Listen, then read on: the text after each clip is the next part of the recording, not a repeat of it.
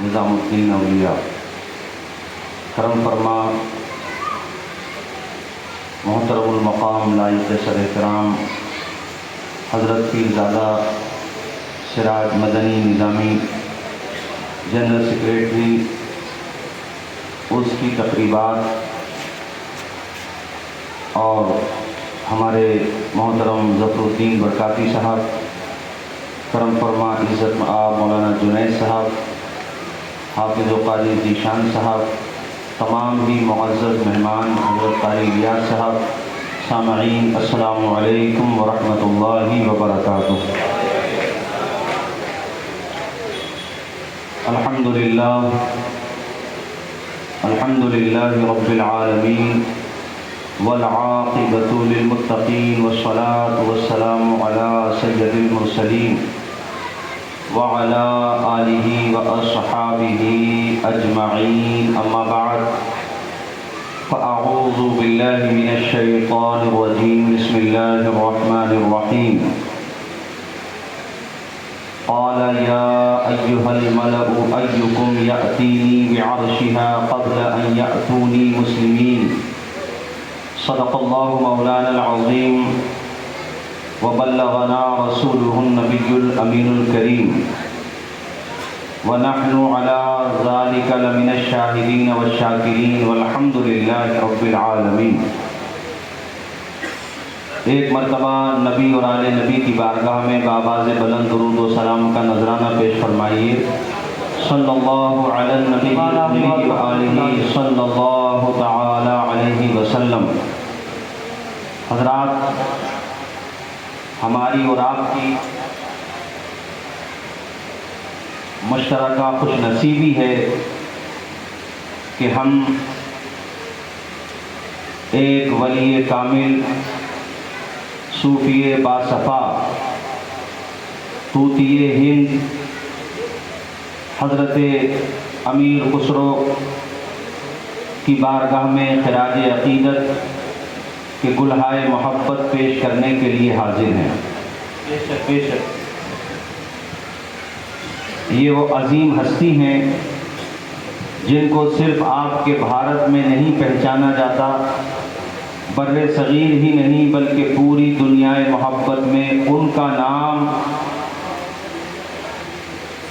اسی حیثیت سے پہچانا جاتا ہے جس حیثیت سے حضرت رومی نسبت رکھتے ہیں شمس تبریز سے، اسی اعتبار سے حضرت امیر خسرو نسبت رکھتے ہیں محبوب الہی سے۔ بے شک بے شک۔ اور انہوں نے ہمارے بھارت میں ہندی فارسی کا جو امتزاج دونوں زبانوں میں جو لگاؤ اور ایک دوسرے کے حوالے سے دونوں زبانوں کی خدمات اور دونوں زبانوں کے اندر محبت کی داستان کو، تصوف کو اس پیارے انداز میں پیش کیا کہ ایک زمانہ گزر گیا مگر آج بھی امیر خسرو کا نام آئے تو خیال و فکر کی راہیں منور ہو جاتی ہیں۔ ملک کے کئی پریسیڈنٹ، ہمارے بھارت کے کئی وزرائے اعظم اپنے اپنے وقت میں ان کی حیات و خدمات پر اپنے اپنے انداز میں روشنی ڈال چکے ہیں۔ موجودہ وزیر اعظم سے ہمارے اختلافات ہیں، لیکن انہوں نے بھی حضرت امیر خسرو کے حوالے سے بہت خوبصورت انداز میں اپنا عندیہ رکھا۔ میں نے بھی سنا، بہت اچھے انداز میں انہوں نے بیان کیا تھا۔ آج جو مجھے بیان کرنا ہے وہ خاص طور پہ یہ ہے کہ سوشل میڈیا کا دور ہے، ہر آدمی جس کے پاس کچھ کام نہیں ہے وہ بزرگان دین کی توہین کرتا ہے، سوشل میڈیا پہ کرامات کا مذاق اڑاتا ہے، بزرگوں کی توہین کرتا ہے، اور ہم لوگوں کے بارے میں، صوفیاء کرام کے بارے میں یہ تاثر دینے کی کوشش کی جاتی ہے کہ ان لوگوں کے پاس صرف کہانی شریف ہے، مطلب مذاق اڑایا جاتا ہے. کوئی کرامت آپ سنائیں گے محبوب الہی کی، حضرت خواجہ قطب الدین بختیار کاکی کی، حضرت غریب نواز کی، بزرگان دین کی، تو وہ مذاق اڑائیں گے کہ یہ کیسے ہو سکتا ہے، یہ کیسے ہو سکتا ہے. اور وہ ہم لوگوں کے بارے میں یہ بات کہتے ہیں کہ ان کے پاس صرف کہانیاں ہیں، قصے ہیں، اور خرق عادت کے خلاف کوئی بات ہو اس کا ثبوت کوئی مضبوط نہیں ملتا ہے. تو میں آپ کے سامنے کوئی کہانی شریف نہیں سناؤں گا بلکہ قرآن شریف سناؤں گا، اور قرآن شریف سے یہ بتاؤں گا کہ پچھلی امتوں کے اولیاء کرام کے تصرف اور طاقت کا عالم کیا تھا. تو جب پہلے کے امتیوں میں جو اولیاء کرام ہوتے تھے ان کی روحانی طاقت، تصرف اور اختیار کا عالم یہ تھا، تو جو نبیوں کے نبی ہیں، رسولوں کے رسول ہیں، امام الانبیاء ہیں، معراج کے دولہ ہیں، ان کی امت میں اللہ والوں کی شان کا عالم کیا ہوگا. 19واں پارہ سورہ نمل آیت نمبر 38، 39 اور 40. ساری تفصیل بیان کرنے کی ضرورت نہیں ہے، بس مختصر انداز میں آپ کے سامنے یہ بات رکھوں گا، اور یہاں پر چینل والے بھی ہیں، ان کے ذریعے بھی یہ بات پہنچے. چونکہ آج کل جیسے وہ مرزا کر کے ہے کوئی اپنے پڑوسی ملک کا، وہ خبیث بہت بدتمیزی کرتا ہے بزرگوں کے بارے میں، خاص طور پہ حضرت خواجہ غریب نواز کے حوالے سے، حضرت غوث پاک کے حوالے سے. تو میں یہ بتانا چاہتا ہوں اپنے جوانوں کو کہ جو اللہ والا ہو جاتا ہے نا، اس کو عقل کے ترازو پہ مت تولو. اسے سمجھنے کے لیے حضرت امیر خسرو کا عشق چاہیے. آپ شمس تبریز کو تب سمجھیں گے جب حضرت رومی کی ذہنیت سے انہیں دیکھیں گے. اب جو نابینا ہے اسے کیا نظر آئے گا دل میں؟ اس کو نظر نہیں آئے گا. اللہ والوں کو سمجھنے کے لیے آپ اپنے عقل کے گھوڑے پہ بیٹھیں گے تو ٹھوکریں ہی کھائیں گے. قرآن پاک سنا رہا ہوں، یہ کہانی شریف نہیں ہے، قرآن شریف ہے. ذالک الکتاب لا ریب فیہ، اس میں آپ شک بھی نہیں کر سکتے، شک کی گنجائش بھی نہیں ہے. یہ حضرت بلقیس کا واقعہ ہے.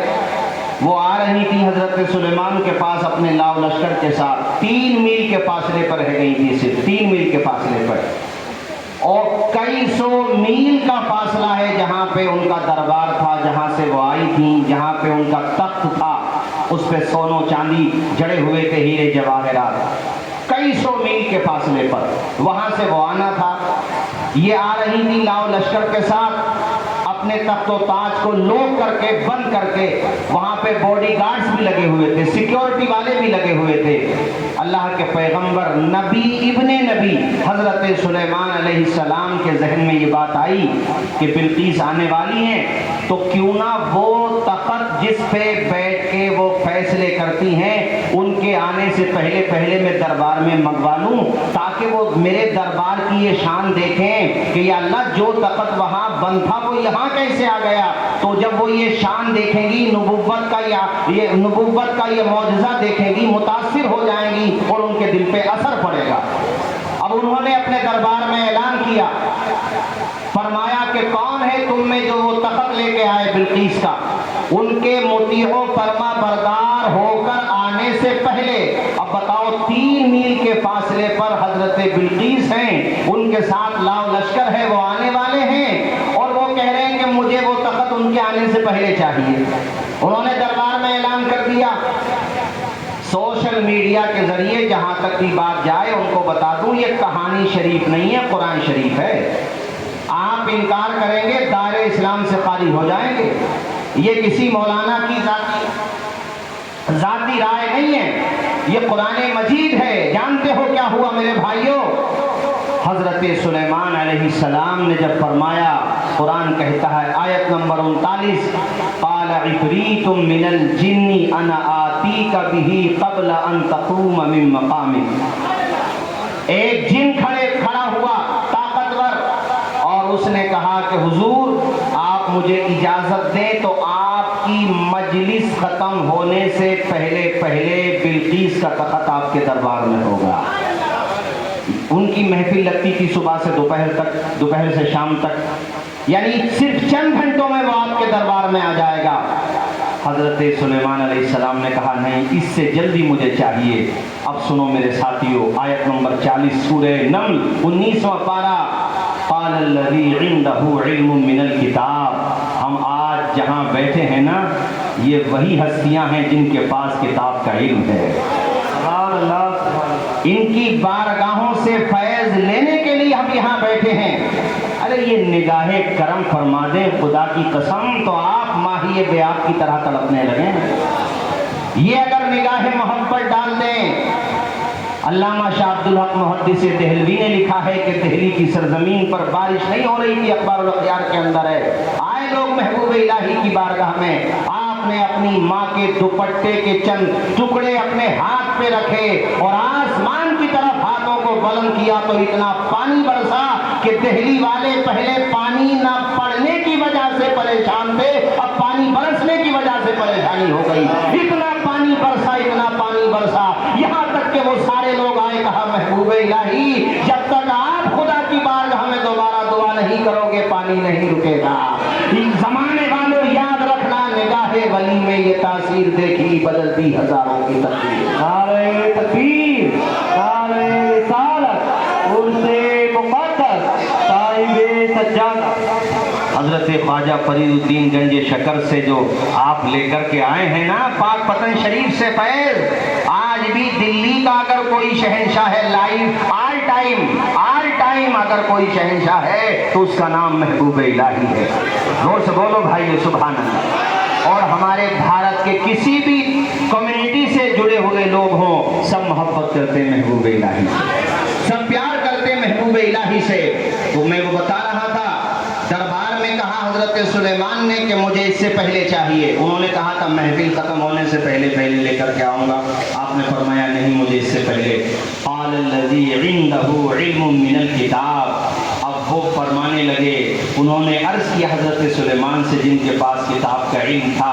उन्होंने कहा हुजूर, आपको महफिल ख़त्म होने से पहले पहले बिल्कीस का तख्त चाहिए ना, जो कितनी मसाफत पर था, कितनी दूरी पर था।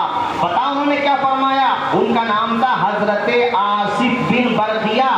वो उनके सहाबी थे, वो वली थे, नबी न थे, मगर पावर देखो, तसर्रुफ देखो, रूहानी ताकत देखो। और ये नस्से कदरी है, कुरान पाक है। मेरे भाइयों, ख्यालो फिक्र की राहों में उतार लो, मजबूत करो अपने अज़हान को, अपने नजरियात को। ये कुरान से मैं आपको बता रहा हूँ, ये वो रास्ता है जो हमें बुजुर्गों ने दिया है, ये वो रास्ता है जो हजरत महबूब इलाही ने दिया है। जहन में बिठा लो। उन्होंने कहा हुजूर, पलक आपकी बाग में छप भी जाएगी, दरबार में तख्त पहले आ जाएगा।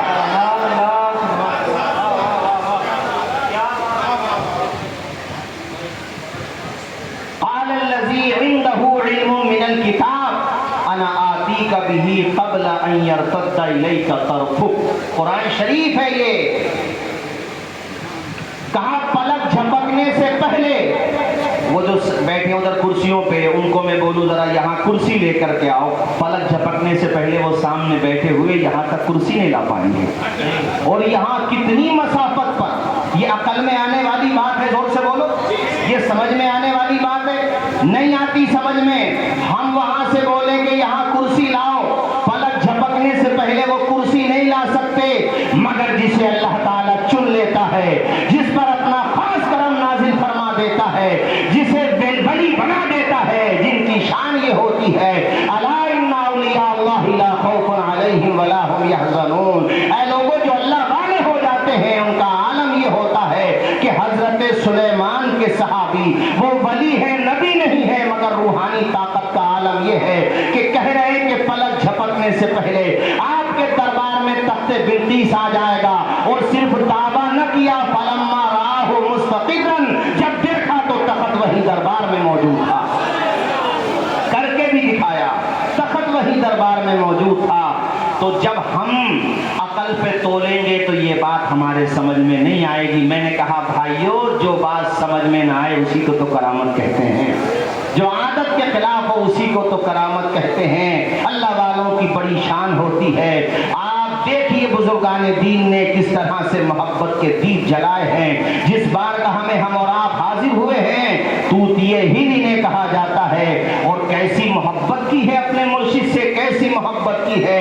ایک سفر پر تھے, وہ واقعہ بڑا مشہور ہے, مگر چونکہ انہی کی بارگاہ میں ہم خراج عقیدت پیش کرنے کے لیے حاضر ہیں یہاں, اور اللہ تعالیٰ ان کے فیضان کرم سے ہم سبوں کو مالا مال فرمائے. زور سے بولیے آمین. ان کی نگاہ محبت ہمیں اور آپ کو عطا فرمائے.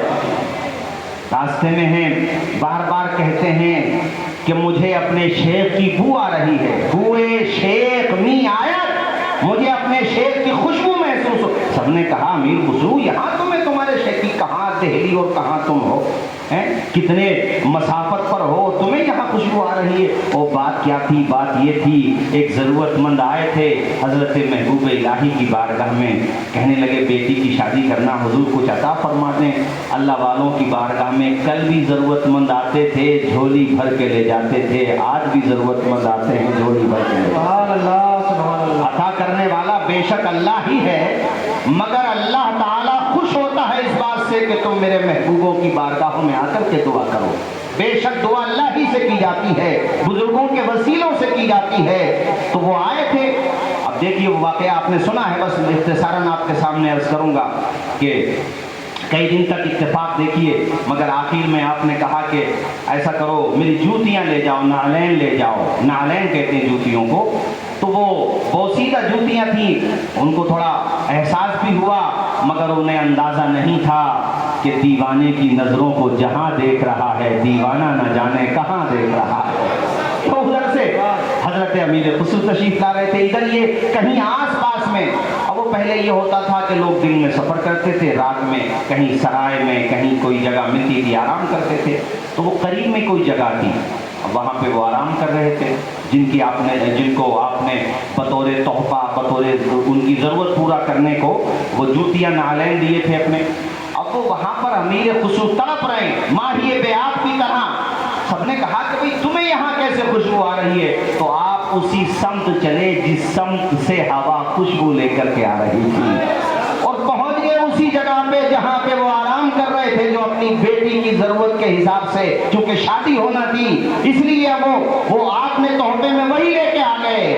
وہاں پر امیر خسرو پہنچے, سب کو جگایا, کئی لوگ تھے وہاں, اور آپ نے کہا کہ مجھے معاف کرنا, یہاں سے مجھے خوشبو آ رہی ہے, تم کیا لے کر کے آؤ, تمہارے پاس کوئی ایسی چیز ہے؟ تو انہوں نے پوری بات بتائی, اور بطور طنز انہوں نے بطور استہزاء یہ کہا کہ ہم گئے تھے وہاں پر, انہیں دلی کا شہنشاہ کہا جاتا ہے, ہم نے بڑا نام سنا تھا, لیکن ہمیں تو صرف یہی ملا ہے. حضرت امیر خسرو نے کہا ارے یہ تو میرے شیخ کی نعلین ہے, اور مجھے جو خوشبو آ رہی تھی یہ نعلین کی آ رہی تھی. بولو یار سبحان اللہ. اس شاخ بنو, محبت کرنے والے بنو, راہ حق کے مسافر بنو, وفا کا دیپ جلانے والے بنو. اور اس وقت آپ کے پاس اتنا سرمایہ تھا کہ سونا چاندی کے سکے بطور تحفہ آپ کو پیش کیے گئے تھے.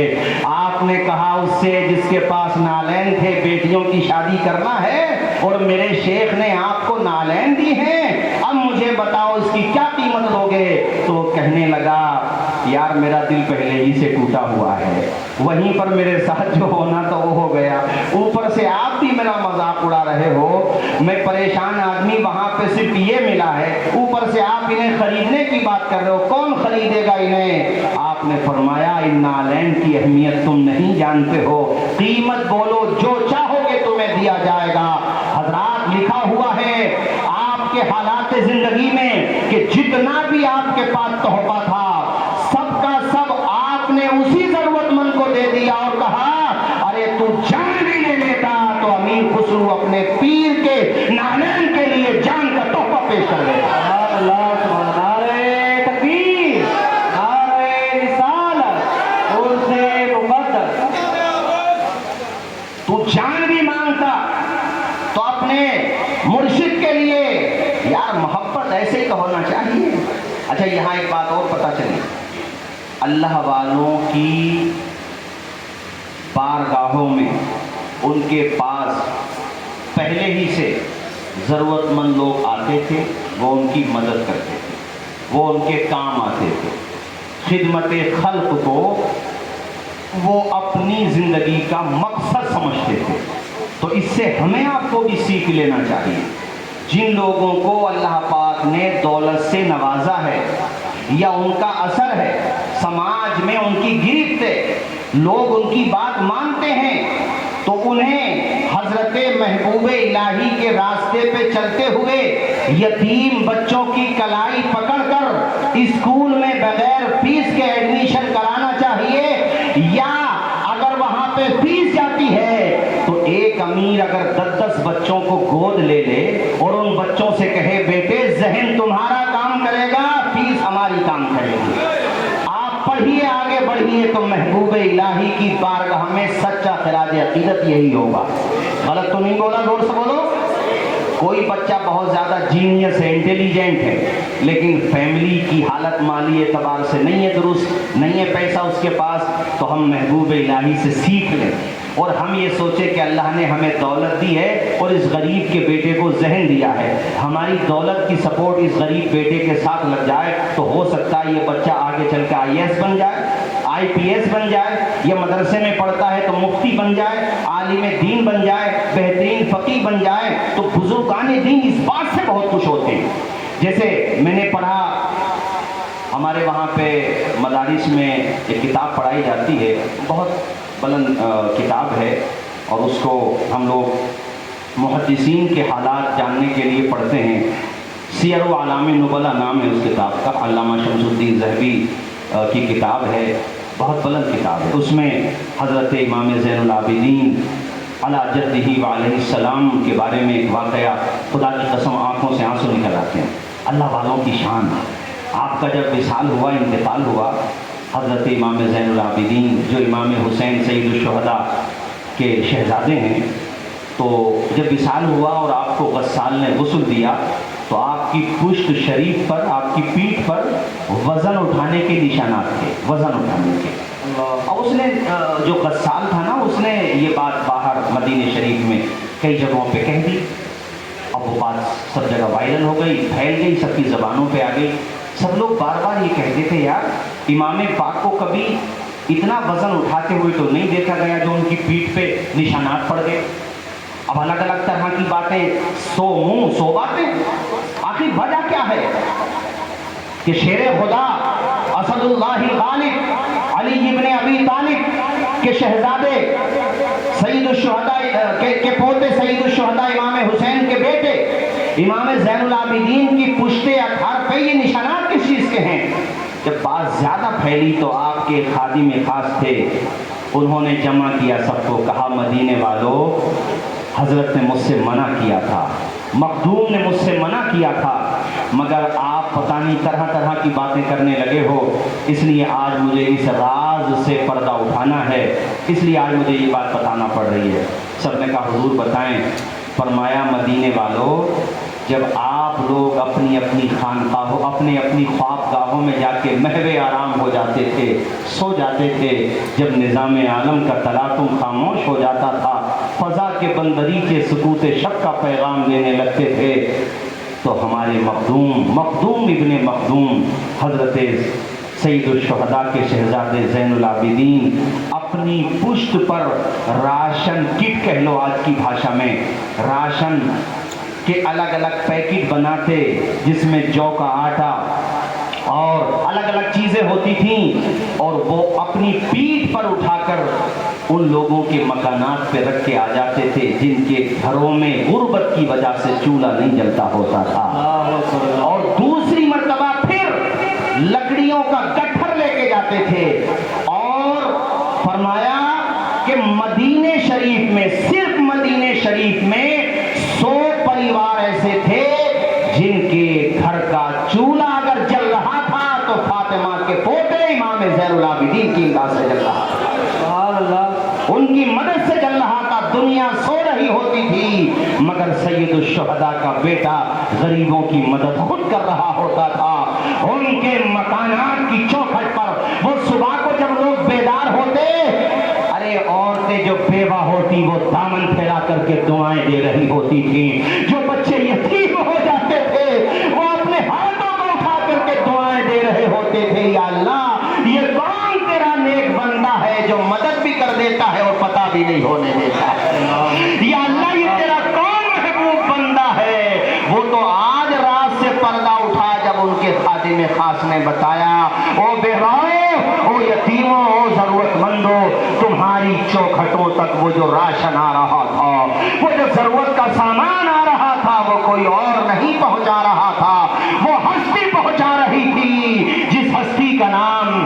محبت امام زین العابدین ہے، اور کیوں نہ ہو یہ اس کے نواسے ہیں جن کی شان یہ ہے میرے کریم سے گر قطرہ کسی نے مانگا دریا بہا دیے ہیں تربے با۔ نعرہ تکبیر، نعرہ رسالت، عرس مقدس۔ 100 پریواروں کا خرچہ، 100 پریواروں کا خرچہ صرف مدینہ شریف کی میں نے بات بتائی، آس پاس مضافات قریہ ولیجز کی بات نہیں بتائی، صرف مدینے میں کس طرح سے انہوں نے کمزوروں کی کلائی پکڑی ہے۔ تو میں نے یہ بات چونکہ محبوب الہی کی بارگاہ میں حاضر ہیں، ان کے مرید خاص، مرید اور خلیفہ ہونا بھی بڑی بات ہے مگر محبوب ہونا بہت بڑی بات ہے۔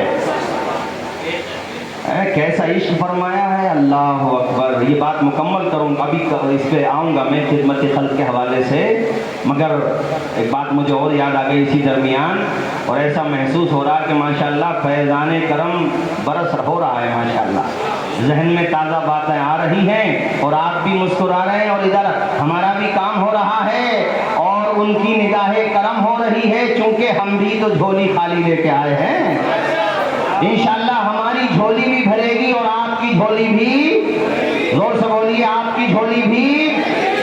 کیسا عشق فرمایا، اللہ اکبر۔ وصال ہوا تو امیر خسرو یہاں نہیں تھے، دور تھے، الگ الگ باتیں ملتی ہیں، بہرحال کئی فاصلے پر تھے، تشریف لائے اور اللہ اکبر کیا فرماتے تھے محبوب الہی کہ ایک قبر میں اگر 2، یہ جملے پہ تو یار مجمع سے نعرہ لگنا چاہیے۔ اب جو میں بولنے والا ہوں، اب جو میں بول رہا ہوں 2 باتیں بولوں گا اور دونوں باتیں بہت اہم ہیں۔ ایک جگہ فرمایا کہ اگر قیامت کے دن مجھ سے میرا رب فرمائے گا محبوب الہی کیا لے کر کے آئے ہو، کہا امیر خسرو کو پیش کر دوں گا۔ اور ایک بات اور سنو، مجمع میں سے نعرہ لگانا حضرت کی محبت میں، فرمایا کہ ایک قبر میں اگر 2 بندوں کو دفن کرنے کی اجازت ہوتی، ایک قبر میں اگر 2 بندوں کو دفن کرنے کی اجازت ہوتی تو نظام الدین کے پہلو میں امیر خسرو کا دفن کیا جاتا۔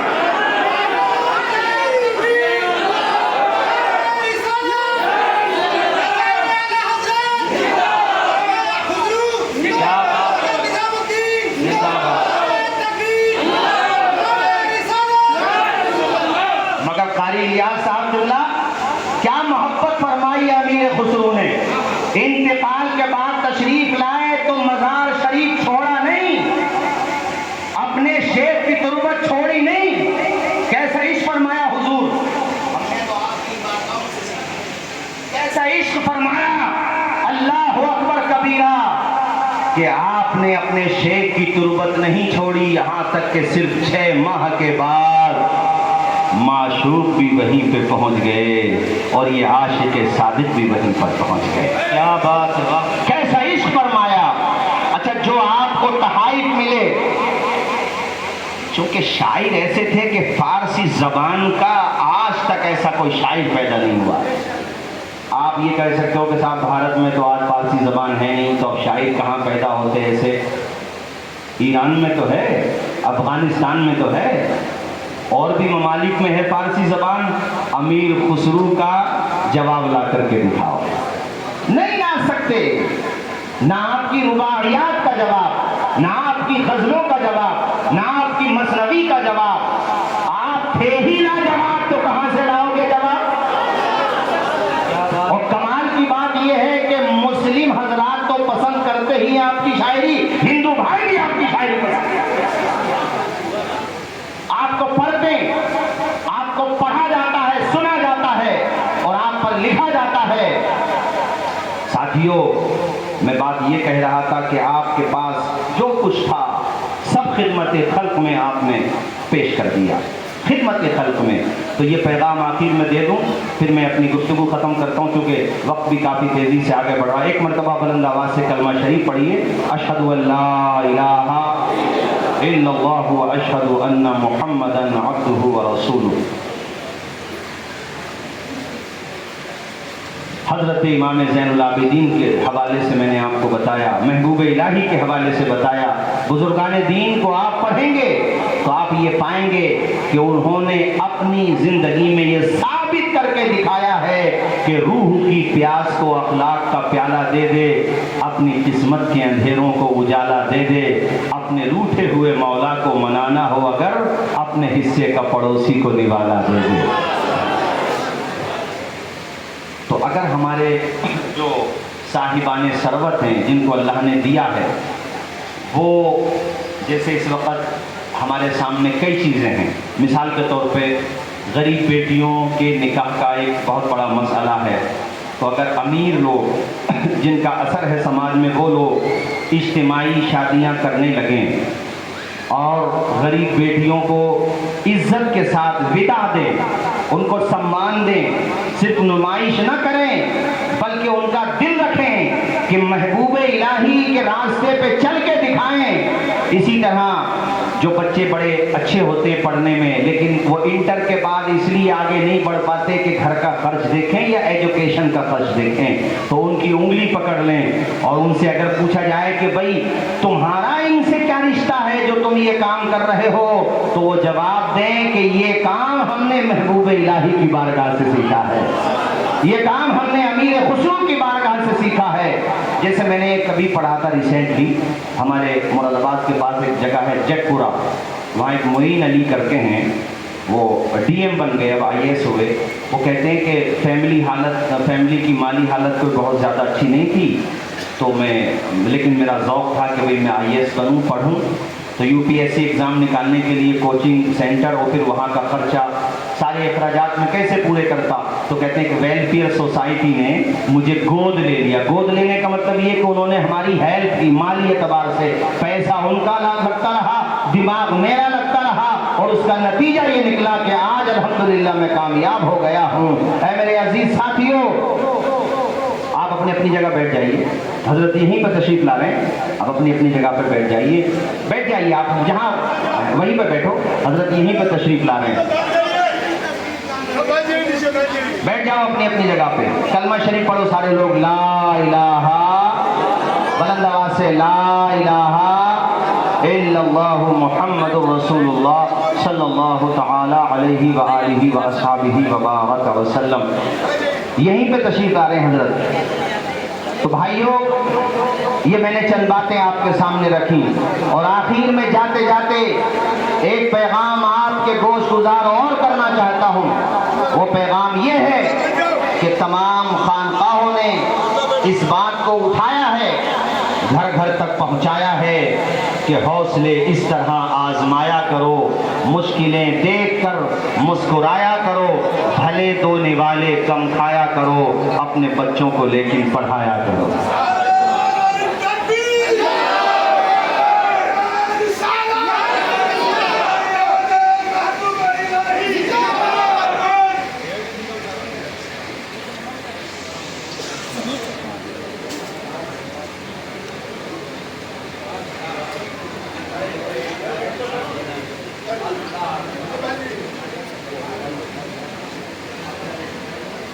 ماشاءاللہ ہمارے کرم فرما عزت مآب عالی جناب حضرت سید امین القادری صاحب قبلہ جو مالیگاؤں کی سرزمین سے تشریف لائے ہیں، اور ان کا آنا میرے جانے کی نشانی ہے، اور بلکہ میں نے کافی وقت بھی لے لیا، اور اب میں نہیں چاہتا کہ میں آپ کے اور ان کے بیچ میں زیادہ دیر حائل رہوں۔ بس یہ آخری پیغام جو میں دے رہا تھا، اس کے حوالے سے چند باتیں آپ کے سامنے رکھ کر کے میں فوراً آپ سے رخصت ہوتا ہوں۔ تمامی حضرات بلند آواز سے کہیے سبحان اللہ۔